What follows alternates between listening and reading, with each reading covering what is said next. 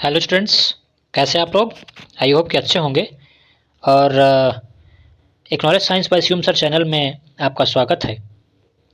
और आज मैं स्टूडेंट्स की भारी डिमांड पर ये वीडियो लेकर आया हूँ। ये वीडियो स्पेशली क्लास 12th के स्टूडेंट्स के लिए है और स्पेशली जो फिजिक्स का सब्जेक्ट है उसके लिए है। और अब लगातार इस चैनल पर इससे related how to make strategy for board exams, इस पर रिलेटेड वीडियोस आते रहेंगे। और इम्पोर्टेंट क्वेश्चंस तो ढेर सारी वीडियोस आपको यूट्यूब पर मिलते हैं, बट कुछ यूनिक तरीके से जो स्ट्रैटजी है, जो इम्पोर्टेंट क्वेश्चंस लाने का जो तरीका है, एक यूनिक तरीका, वो इस चैनल पर मिलेगा। तो पहली चीज़ तो ये कि बहुत सारे स्टूडेंट्स ने कहा कि सर जैसे मुझसे कहा कि सर देखिए ऐसा है कि इस मॉडर्न जो एरा है, मॉडर्न जो युग है, उसमें क्या है, उसका जो एजुकेशन सिस्टम है वो हमसे दो चीज़ें चाहता है। क्या क्या? पहला तो हाई नॉलेज, दूसरा हाई मार्क्स। दोनों चाहता है। जो हमारा इंडियन एजुकेशन सिस्टम है अभी तक का, वो हमसे क्या चाहता है, high knowledge plus high marks, दोनों वैल्यूएबल है। तो कई बार होता ये है, स्टूडेंट्स ने अपनी प्रॉब्लम्स ये शेयर किया कि सर कई बार होता ये है कि अगर हाई नॉलेज को हम मेंटेन करने पे लग जाते हैं तो होता ये है कि बोर्ड एग्जाम्स में मार्क्स जो है उन पर कुछ ना कुछ इफेक्ट पड़ जाता है और वो मार्क्स कम हो जाते हैं। तो क्या सर कोई ऐसा सिस्टम है, कोई ऐसा फार्मूला है, कोई ऐसा ट्रिक है, कोई ऐसी बात है आपके पास जो आपने अपनी पिछली स्टडीज से एक्सपीरियंस किया हो और उसके थ्रू आप ये बता सकें कि इन ऐसे मतलब दोनों को बैलेंस कैसे करना है? क्योंकि लाइफ क्या है, लाइफ किसकी अच्छी रहती है? जिसकी जो इंसान अपनी लाइफ को बैलेंस करके चलता है। इसलिए स्टूडेंट जो होता है, जैसे कोई स्टूडेंट टॉप करता है, कोई फेल होता है। क्यों होता है? जिसने स्टूडेंट्स का जो स्ट्रैटेजी है, जिसने स्ट्रैटेजी और पढ़ाई को मेंटेन कर लिया, कहने का मतलब बैलेंस कर लिया, वो आगे निकल जाता है। जो बैलेंस नहीं कर पाता वो रह जाता। तो स्टूडेंट्स ने कहा कि सर हाई नॉलेज और हाई मार्क्स को हम मेंटेन कैसे करें, क्योंकि इन दोनों में से अगर किसी एक को लेकर चलते हैं तो कोई एक खराब हो जाता है। हाई मार्क्स के चक्कर में पड़ जाते हैं तो नॉलेज नहीं हो पाता। तो ऐसा ना, फिर मतलब ही क्या हुआ मार्क्स का, क्योंकि हाई कंपटीशन देना है। या बहुत हाई नॉलेज है, मार्क्स नहीं है, तो कहीं ना कहीं आपको उसका भी बड़ा खामियाजा भुगतना पड़ेगा। तो दोनों को कैसे मेंटेन करना है, तो उसके लिए बोला कि सर जैसे इंपॉर्टेंट क्वेश्चंस के बहुत सारे वीडियोस यूट्यूब पर मिल जाते हैं। तो यूट्यूब पर स्टूडेंट देख कर भी जाता है।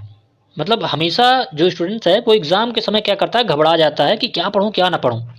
और वो करता ये है कि यूट्यूब पर कुछ वीडियोस देख लेता है, उसके बाद वो एग्ज़ाम देने जाता है। लेकिन कभी आप उस स्टूडेंट से ईमानदारी से पूछिएगा, पूछ करके देखिएगा, या आप खुद हैं तो आप अपने आप से पूछिएगा कि क्या यूट्यूब का वो वीडियो देखने के बाद आपके अंदर कॉन्फिडेंस रहता है कि नहीं हमने देखा है तो यही आएगा, चलो आराम से देंगे एग्ज़ाम। नहीं रहता। सच्चाई तो ये है। कॉन्फिडेंस कहाँ से आए?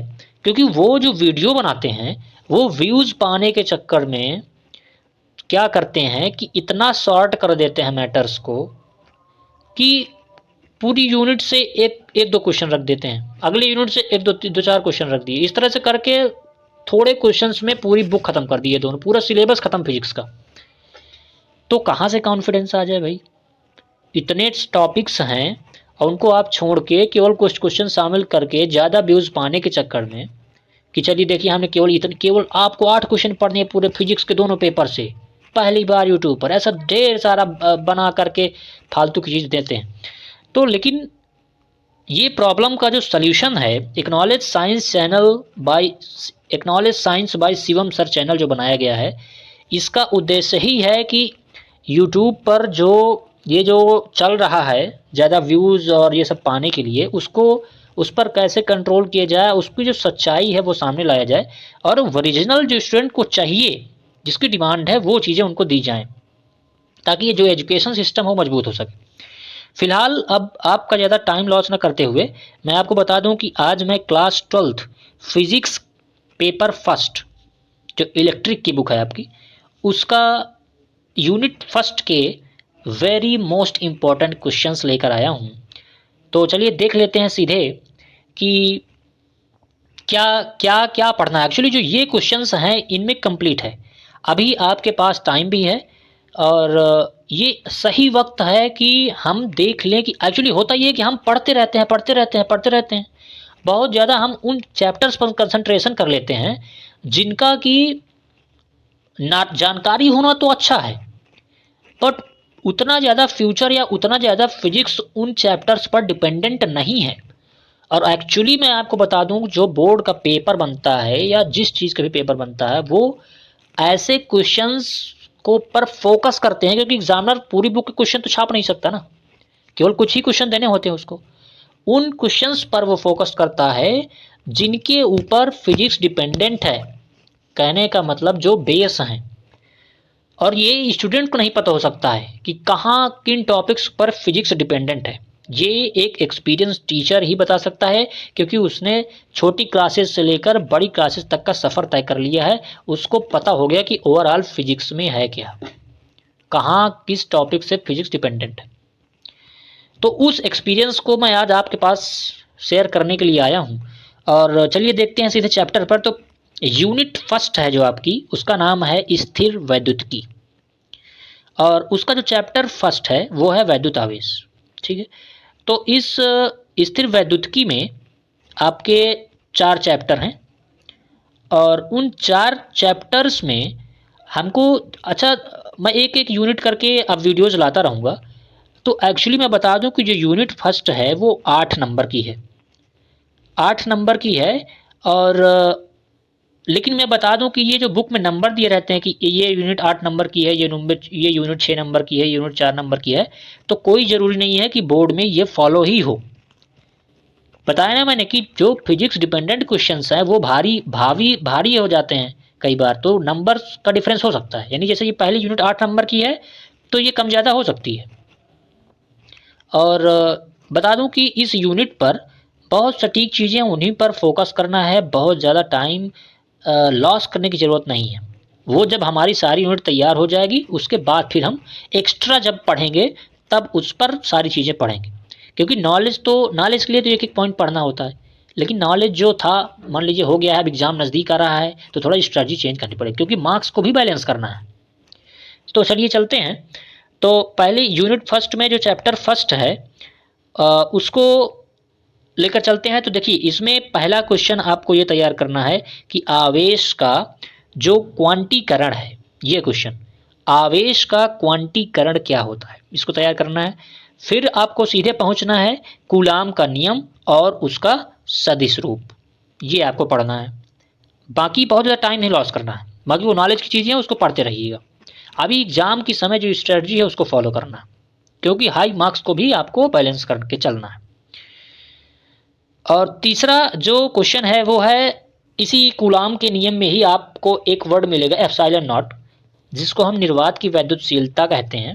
तो उसके विषय में भी हमको पढ़ना है, क्योंकि ऑब्जेक्टिव क्वेश्चन वहाँ से बनते हैं। तो हमको पढ़ लेना है कि निर्वात की वैद्युतशीलता जो है एप्सिलॉन नॉट, उसका पहले जी तो जो फार्मूला 1/4 पाई एप्सिलॉन नॉट, इसी से मतलब इसी से निकाल लेते हैं उसको, उसका फार्मूला। और उस फार्मूले से फिर हम उसका मात्रक निकाल लेंगे, अगर होता होगा तो। ध्यान दीजिएगा, ये आपको देखना है, होता है तो ठीक है, नहीं होता है तो फिर नहीं, मतलब देख लेना है। हाँ, बाकी ये देखिएगा वो एप्सिलॉन नॉट का फार्मूला, मात्रक और उसकी वीमा, और एप्सिलॉन नॉट का मान क्या होता है, ये चीज़ें हमें पढ़ लेना है फॉर ऑब्जेक्टिव क्वेश्चंस। उसके बाद अगला क्वेश्चन पढ़ना है वैद्युत क्षेत्र की तीव्रता। वैद्युत क्षेत्र की तीव्रता क्या होती है और इसमें क्या पढ़ना है। तो इसमें बता दूं कि हमें इसमें ये पढ़ना है कि वैद्युत क्षेत्र की जो तीव्रता है उसका फॉर्मूला, मात्रक और वीमा, तीनों चीज़ें पढ़नी है। डेफिनेशन, फॉर्मूला, मात्रक और वीमा पढ़ लेना। अगला जो क्वेश्चन है, इंपॉर्टेंट क्वेश्चन है, वो है वैद्युत द्विध्रुव। देखिए एक बात मैं बता दूं यहाँ से, जहां भी फर्स्ट यूनिट में जहां भी वैद्युत द्विध्रुव या वैद्युत द्विध्रुव आघूर्ण शब्द दिख जाए, मैं शब्द की केवल बात कर रहा हूं, समझ लीजिएगा कि बोर्ड की दृष्टि से वो बहुत ही इंपॉर्टेंट चीज़ है, क्योंकि ये बहुत इंपॉर्टेंट चीज़ है। जहां भी वैद्युत द्विध्रुव या वैद्युत द्विध्रुव आघूर्ण शब्द दिख जाए, समझ लीजिएगा कि इसे तो तैयार करना ही है। ठीक है, तो चौथे क्वेश्चन के बाद हम बता रहे थे कि ये तैयार करना है, वैद्युत द्विध्रुव और वैद्युत द्विध्रुव आघूर्ण की डेफिनेशन, फॉर्मूला और इसका वीमा मात्रक वत्रक आप सब देख लीजिएगा। अगला क्वेश्चन है वैद्युत द्विध्रुव की अक्षीय और निरक्षीय स्थिति दोनों का डेरिवेशन, ये पढ़ना है। 6 नंबर हो गया। अगला जो पढ़ना है इंपॉर्टेंट है, एक समान वैद्युत क्षेत्र में रखे वैद्युत द्विध्रुव पर कार्यरत बल युग्म आघूर्ण का डेरिवेशन। एक समान वैद्युत क्षेत्र में रखे वैद्युत द्विध्रुव पर जो बल युग्म आघूर्ण कार्य कर रहा है उसका डेरिवेशन होता है और उसको हमको देख लेना है ये, ठीक है। अगला ये बस इतने 7th क्वेश्चन, छोटे बड़े मिलाकर के 7 क्वेश्चन केवल आपको इनकी प्रिपरेशन कर लेना है। अब देखिए तैयार करना है, तैयार करना और पढ़ लेना केवल दोनों में बहुत फ़र्क है। तैयार करने का मतलब ये है कि अगर हमें मान लीजिए हमको मतलब नींद आ रही है, धीरे धीरे हम आधे नींद में जा चुके हैं और अचानक से कोई जगा ले और पूछ ले उन चीज़ों को, तो हमारे मुंह से वो मशीन जैसे बोलने लगती है हर समय, उसे उसी तरह निकलने लगना चाहिए। इस तरह तैयार होना चाहिए। अगर बोर्ड एग्ज़ाम्स में बहुत अच्छे मार्क्स लाने हैं, 90+ जाने हैं, तो यही है। इतना दिमाग में कॉन्सेप्ट्स होने चाहिए, इतनी थ्योरी होनी चाहिए कि तैयार का मतलब ये है कि फिर बस तैयार है तो फिर तैयार है, चैलेंज है बोर्ड को, चैलेंज दे दीजिए बोर्ड को कि हाँ आप बना दीजिए पेपर, आप जहाँ से बनाना हो। ऐसा इसको कहते हैं तैयार होना बोर्ड के लिए। बाकी पढ़ने से केवल पढ़े हैं भूल रहे हैं कोई मतलब नहीं उसका। अब इसके बाद ये देखना है आपको कि 7 क्वेश्चन प्रिपरेशन कर लेना है अच्छे से, इनको तैयार कर लेना है अच्छे से, ठीक है। इसके अलावा कुछ हम बोर्ड में कुछ ऐसी चीज़ें होती हैं जिनको हम केवल पढ़ करके जाते हैं, कोई ज़रूरी नहीं कि उसका एक एक वर्ड हमको याद हो, कोई ज़रूरी नहीं है हमको, लेकिन उनको पढ़े रहना ज़रूरी है। क्योंकि कई बार ऐसा पेपर आता है कि हम उस मतलब ऐसा एक्सपेक्ट किए ही नहीं रहते कि यार ऐसा पेपर भी आ सकता है, ऐसा हो जाता है कभी कभी। तो उसके लिए भी हमको तैयार होना है। और यूट्यूब चैनल पे जो वीडियोस मिलते हैं वो इसके लिए कभी तैयार नहीं करवाते, सीधे कुछ 2-4 क्वेश्चन ला के सीधे बोल दी इसको तैयार कर लो, हो गया। अरे क्या पेपर तुम बनाओगे। और एक्चुअली उनको खुद वो कभी फिजिक्स नहीं पढ़े रहते हैं, छोटी क्लासेस में पढ़े होते हैं, बस उनको खुद फिजिक्स का कुछ नहीं पता होता, बस वीडियो बना देते हैं क्योंकि उनका टारगेट पैसा कमाना होता है। तो देखिए यहाँ पर अभी हमको इस चैप्टर में और क्या देख लेना है, जो केवल नॉर्मली देख के जाना है, बहुत ज़्यादा फोकस भी नहीं करते हैं तो चल जाएगा। पहली चीज़, पहला जो लिखा है इसमें क्या लिखा हुआ है देखिए, पहला लिखा है कि low level numericals. Low level numericals मतलब कि कभी कभी क्या होता है कि जो ऑब्जेक्टिव क्वेश्चंस होते हैं उनके लिए लो लेवल क्वेश्चन इस चैप्टर से बन जाते हैं, बहुत छोटे छोटे क्वेश्चन, उनको देख लीजिएगा, बाकी बहुत ज़्यादा टाइम लॉस करने की जरूरत नहीं है। अगला है कि रेखीय आवेश घनत्व, पृष्ठीय आवेश घनत्व और आयतन आवेश घनत्व, इन तीनों की डेफिनेशन एक बार देख लीजिएगा एग्जाम से पहले, या अभी से देख लीजिएगा, देखते रहिए बीच बीच। और एक नॉलेज है, बेसिक चीज़ है, वैद्युत बल रेखाएं क्या होती हैं, इसको भी आप पढ़ जरूर लीजिए क्योंकि जानकारी होना चाहिए। और बाई चांस पूछ ले तो बात अलग, पूछ सकता है, इसलिए इन चीज़ों को भी देख के चलना है। अब पहुंचते हैं सीधे चैप्टर 2 में, जो कि थोड़ा इम्पोर्टेंट चैप्टर है एज कंपैरिजन टू चैप्टर 1। तो इसको देखें ज़रा कि इसमें देखिए क्या है। जो पहला है, पहला क्वेश्चन ये तैयार करना है चैप्टर 2 में जिसका नाम है गॉस की प्रमेय। वहाँ से आपको पहली चीज़ तो तैयार कर लेना है ये वैद्युत फ्लक्स, इसमें क्या क्या मात्रक, फॉर्मूला और वीमा, ठीक है। छोटा क्वेश्चन यहाँ से बन सकता है। अगला, अब देखिए जो इस मेन जैसे चैप्टर का नाम ही गॉस प्रमेय है तो उसको हमको बहुत अच्छे से, और ये बहुत इंपॉर्टेंट क्वेश्चन है, मैं बता दूं ये जिस क्लास में भी रहता है बहुत ज़्यादा प्रोबेबिलिटी होती है आने की। तो चाहे इंटर हो, बीएससी हो, एमएससी हो, जहाँ भी ये रहता है बहुत इंपॉर्टेंट रोल रहता है एग्जाम की दृष्टि से। तो देखिए अब दूसरे क्वेश्चन में क्या है, क्या क्या पढ़ने हैं। पहली चीज़ तो गॉस की प्रमेय थ्योरी प्लस डेरिवेशन, यानी जो उसका स्टेटमेंट है 2-3 लाइन का, K1/ε0 गुना होता है किसके, ये सब ना। तो थ्योरी स्टेटमेंट जो है उसका तैयार करना है और उसका फुल डेरिवेशन भी तैयार करके रखना है। सीधे सीधे पूछता है गॉस की प्रमेय का कथन लिखिए और उसको सिद्ध कीजिए, सीधे सीधे क्वेश्चन पूछता है। इसलिए हमको उसका जो स्टेटमेंट है, कथन है, उसको और उसका जो पूरा डेरिवेशन है, जो मेन फार्मूला देता है उसका डेरिवेशन, उसको तैयार करना है। फिर इसके अनुप्रयोग आ जाते हैं। गॉस की प्रमेय के अनुप्रयोग करके आप में हेडिंग होगी बुक में, उसको देख लीजिएगा। उसमें आपको तैयार करना है अनंत लंबाई के एक समान आवेशित सीधे तार के निकट वैद्युत क्षेत्र की तीव्रता। पहला अनुप्रयोग है आपकी बुक में, अनंत लंबाई के एक समान आवेशित सीधे तार के निकट वैद्युत क्षेत्र की तीव्रता का डेरिवेशन तैयार करना है। दूसरा हो गया। तीसरे पे आना है और तीसरे पे आपको क्या तैयार करना है कि अनंत विस्तार की एक समान आवेशित समतल चादर के निकट वैद्युत क्षेत्र की तीव्रता का डेरिवेशन। ठीक है, इसको तैयार करना है। इसका अगला अनुप्रयोग है एक समान आवेशित पतले गोलीय कोश के कारण वैद्युत क्षेत्र की तीव्रता। ये अगला डेरिवेशन हो गया, इसको तैयार करना है। इसके बाद जो अभी गॉस की प्रमेय के अनुप्रयोग में ही है, उसको क्या करना है, वो है बिंदु आवेश के कारण वैद्युत क्षेत्र की तीव्रता का डेरिवेशन भी तैयार कर लेना है। ये अब यहां से ये चैप्टर, अब देखिए मैं बता दूं, पिछले जो फर्स्ट चैप्टर था उसके न्यूमेरिकल्स पर बताया ना कि वही कभी ऑब्जेक्टिव पूछ लिया तो पूछ लिया, अदरवाइज ज़्यादा फोकस करने की जरूरत नहीं है। लेकिन यहाँ पर जो वैद्युत फ्लक्स पर आधारित न्यूमेरिकल्स हैं वहाँ पर आपको फोकस करना है। कहने का मतलब उनको देखना है। जी, हमने क्या कहा, वैद्युत फ्लक्स पर आप न्यूमेरिकल लगा के जाएंगे, ध्यान दीजिएगा, लगा लीजिएगा, इंपॉर्टेंट है, इस पर न्यूमेरिकल्स पूछते हैं। तो ये क्लियर हो गया। इसके बाद आप क्या करेंगे, सीधे पहुंचिए चैप्टर 3 में, जिसका नाम है वैद्युत विभव। वैद्युत विभव चैप्टर में आपको क्या करना है, पहला क्वेश्चन तो तैयार करना है कि बिंदु आवेश के कारण वैद्युत विभव का डेरिवेशन तैयार करना है। दूसरा है वैद्युत द्विध्रुव की अच्छी और निरक्षी स्थिति में वैद्युत विभव, वहां पर दूसरा था वैद्युत क्षेत्र की तीव्रता था पहले चैप्टर में, यहां पर क्या है, वैद्युत विभव है। वैद्युत द्विध्रुव की अच्छी और निरक्षी स्थिति में वैद्युत विभव को हमको फाइंड करना है, तो ये डेरिवेशन भी हमको देखना है। अगला है क्वेश्चन, विभव प्रवणता क्या है। विभव प्रवणता व वैद्युत क्षेत्र की तीव्रता में संबंध का डेरिवेशन तैयार करना है।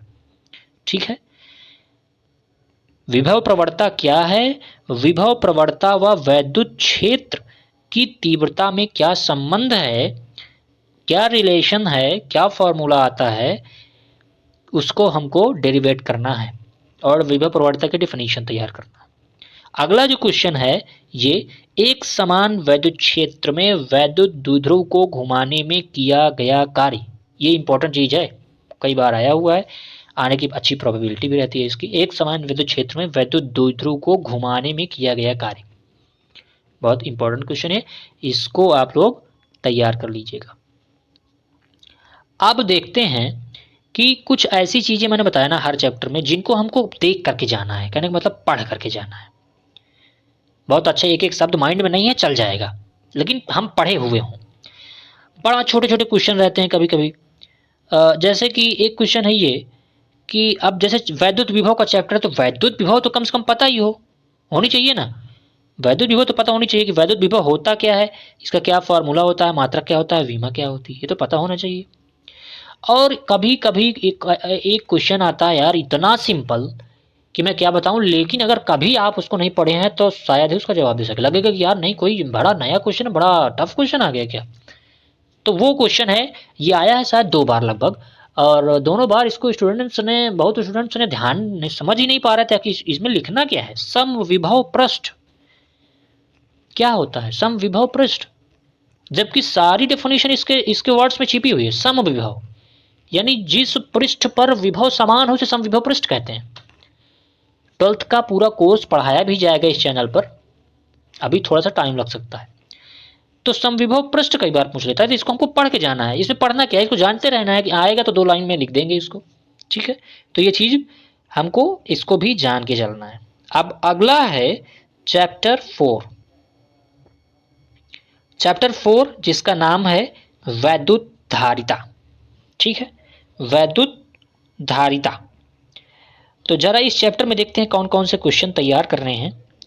तो पहला क्वेश्चन जो तैयार करना है वो तो ये है कि पहला है समांतर प्लेट संधारित्र की धारिता के लिए व्यंजक, इसका डेरिवेशन आपको तैयार करना है। दूसरा है समांतर प्लेट संधारित्र की धारिता को प्रभावित करने वाले कारक। यहां से क्वेश्चन बहुत बनते हैं, ऑब्जेक्टिव भी बन सकते हैं, वेरी शॉर्ट भी बन सकते हैं, या लॉन्ग में भी इसको शॉर्ट बीच में लगा सकता है, या जो पहले का ए और बी है दोनों को मिला करके और एक लॉन्ग क्वेश्चन बना दिया। और ये जानना बहुत जरूरी है, हर दृष्टि से बहुत इंपॉर्टेंट है।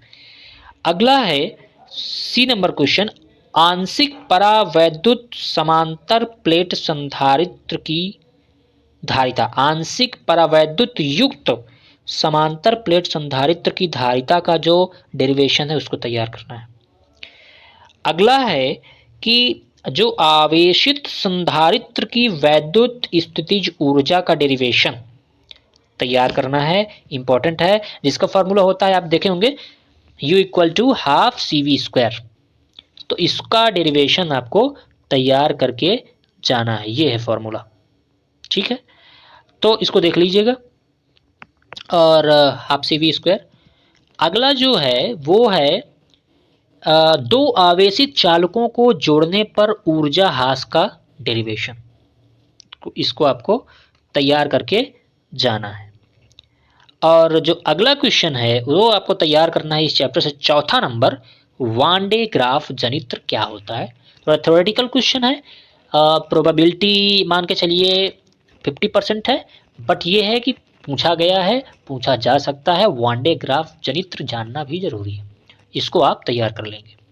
अब फिर से वही, इस चैप्टर में कौन सी ऐसी चीजें जिनको केवल एग्जाम में देख करके जाना है, कहने का मतलब रीड करके जाना है, कि अगर आए तो फिर ऐसा ना हो कि हम कुछ लिख ही नहीं पा रहे, ऐसा ना हो, कुछ ना कुछ लिख के आए, उससे रिलेटेड चीज।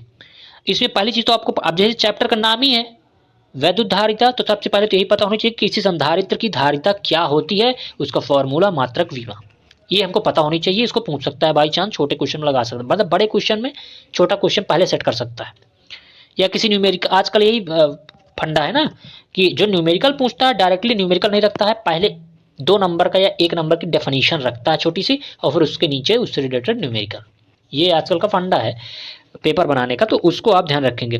तो पहली चीज तो ये कि संधारित्र की धारिता, जिसको आप देख लेंगे, फॉर्मूला क्या है, मात्रक क्या है, विमा क्या है। अगला क्वेश्चन पढ़ लीजिएगा, समान संधारित्र का श्रेणी समांतर संयोजन, इस पर क्वेश्चन पूछ सकता है, थोड़ा देख लीजिएगा, इसको देख करके जाइएगा, और बहुत अच्छा, बहुत इजी होता है, इसको प्रैक्टिस कर लीजिएगा एक आध बार, और एक आध बार एग्जाम के समय देख लीजिएगा, बाकी बहुत ज़्यादा फोकस करने तो उतनी ज़रूरत नहीं है, बट ये कि देख लीजिएगा। अगला है परावैद्युत पदार्थ। अब हम अभी बता रहे थे डेरिवेशंस में कि परावैद्युत युक्त, ये देखिए हमने कहा ना, ये देखिए यहाँ पर परावैद्युत युक्त समांतर प्लेट संधारित्र की धारिता, परावैद्युत का बड़ा प्रभाव पड़ता है। और यहाँ पर ये जब ये वाले क्वेश्चन को देखेंगे तो इसमें परावैद्युत आएगा कि परावैद्युत रखेंगे तो क्या प्रभाव पड़ेगा, क्या कैसे होगा। तो अब ये तो पता होना चाहिए कि फिर जब इतना यूज है तो परावैद्युत पदार्थ आखिर है क्या, ये तो पता होना चाहिए। तो ये कुछ ऐसी चीजें जो हमको पता होनी चाहिए, इन पर क्वेश्चन बन सकते हैं। तो यहाँ से ये यूनिट फर्स्ट क्लोज है। यूनिट फर्स्ट में आपको इतना ही पढ़ना है, बहुत ज़्यादा परेशान होने की ज़रूरत नहीं है, क्योंकि यूनिट फर्स्ट से क्वेश्चन आते हैं, बट थोड़ा जिस हिसाब से मेहनत पड़ती है इस यूनिट में, उस हिसाब से वो बेनिफिट नहीं देता है। लेकिन ये है कि इसलिए इसमें इनको पहले इतना ही तैयार करने की ज़रूरत है, बहुत ज़्यादा तैयार करने की ज़रूरत नहीं है, यानी बहुत ज़्यादा परेशान होने की ज़रूरत नहीं है। जितना दिया गया मैटर उसी को तैयार करिए। अब जब ये तैयार हो जाए तो वो तो फिर आपका प्लस पॉइंट है कि हम और क्या नई चीज़ें जान लें, ताकि और कॉन्फिडेंस बढ़े। हालांकि इतना तैयार करने के बाद फुल कॉन्फिडेंस रहिएगा, पूरे कॉन्फिडेंस के साथ एग्जाम में जाएंगे और पूरा इस यूनिट से पूरा पेपर करके आएंगे। लगातार यूनिट सेकेंड, थर्ड, फोर्थ, इन सभी यूनिट के इंपॉर्टेंट क्वेश्चंस, इसके बाद केमिस्ट्री के इंपॉर्टेंट क्वेश्चंस, और हमारे इंपॉर्टेंट क्वेश्चंस में और अदर चैनल के इंपॉर्टेंट क्वेश्चन में बड़ा फर्क है। कहने का मतलब इन क्वेश्चंस को आप तैयार करेंगे, आप खुद अब बड़ी क्लासेस में पहुंच चुके हैं, इतनी समझदार हो चुके हैं कि एक्चुअली इस चैनल पे जो मैटर दिया जा रहा है एक्चुअली क्यों। क्योंकि हो सकता था कि कोई अदर चैनल वाला क्या कर सकता, जैसे मैंने इस क्वेश्चन पे पहली यूनिट पे 7 क्वेश्चन तैयार करने के लिए दिए हैं, वो क्या करता, छोटे बड़े मिलाकर के 7, वो क्या करता कि केवल 1 या 2 क्वेश्चन रख सकता था, कहता था कि बस हो गया, बस इतना तैयार कर लीजिएगा। तो आप तैयार कर लेते, चले जाते, तो कॉन्फिडेंस ना रहता आपके अंदर। तो उस कॉन्फिडेंस को बरकरार रखने के लिए ऐसा मैटर तैयार किया जाता है कि बहुत ज़्यादा यूज़फुल। तो आई और मुझे लगता है कि इसका बहुत अच्छा बेनिफिट मिलेगा और आप याद भी करेंगे एक knowledge science by Shivam sir channel को कि वाह क्या बताया था उन्होंने। मतलब यहाँ ऐसे अगर कोई एक एक यूनिट करके ऐसे कोई तैयार करवा दे, कोई बता दे, तो पहले ये तो बहुत बड़ा टाइम लॉस रुक जाता है वहाँ से। तो फिलहाल गुड लक, और बोर्ड एग्ज़ाम वाले आप लोग अच्छे से मेहनत करिए।